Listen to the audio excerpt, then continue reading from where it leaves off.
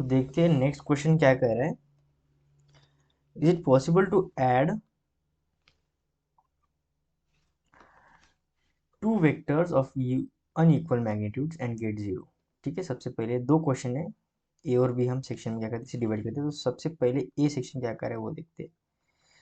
देखो मतलब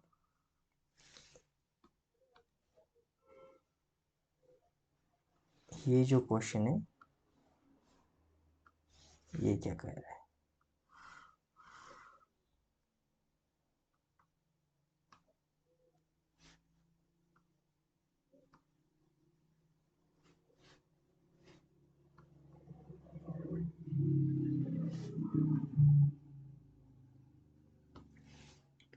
देखो क्या कह रहा है, it is possible to add two vectors of unequal magnitudes and get zero.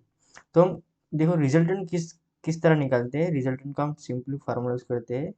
मान लो A square B square plus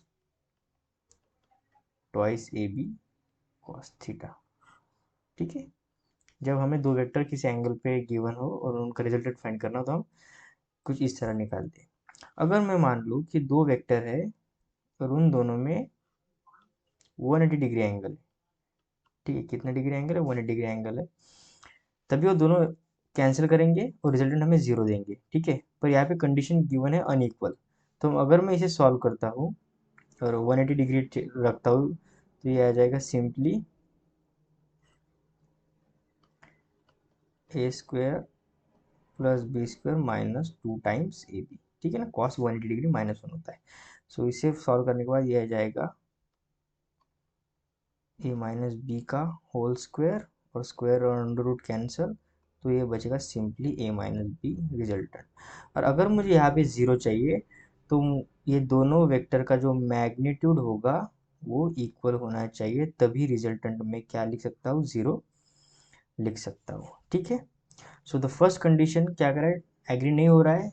it is not possible. So answer हम लिखेंगे it is not possible to add two vectors of unequal magnitudes and get zero. Unequal magnitudes अगर होंगे तो zero कभी भी नहीं आ सकता। ठीक है, अब देखते हैं इसी क्वेश्चन में बी क्वेश्चन क्या कह रहा है, यानी बी सेक्शन क्या कह रहा है।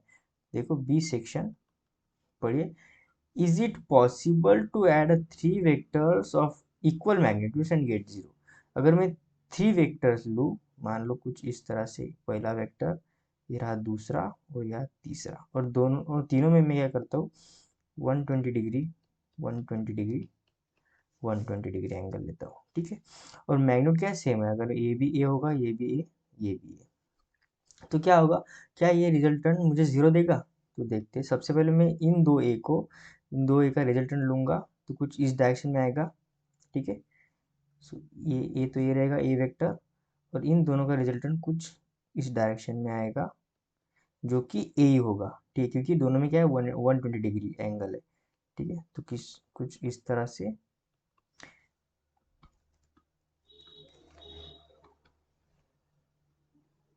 ऐसा आएगा, दोनों में 180 डिग्री होगा, 180 डिग्री होगा, और ये इसका भी रिजल्टेंट ए ही आएगा। आप कॉस थीटा को 120 डिग्री रख के देख लो, आपको ए ही मिलेगा। तो ये क्या है, अपोजिट एंगल। तीनों वेक्टर का, ये दो वेक्टर का रिजल्टेंट आ गया यहाँ पे, और ए माइनस ए, अगर मैं इनकी मैग्नीट्यूड की बात करूँ या रिजल्टेंट की बात करूँ तो ये क्या आ जाएगा, A minus A equals to zero vector हमें मिलेगा। So yes, it is possible to add three vectors of equal magnitudes and get zero, and it is not possible to add two vectors of unequal magnitudes and get zero. ठीक है, I hope you understand.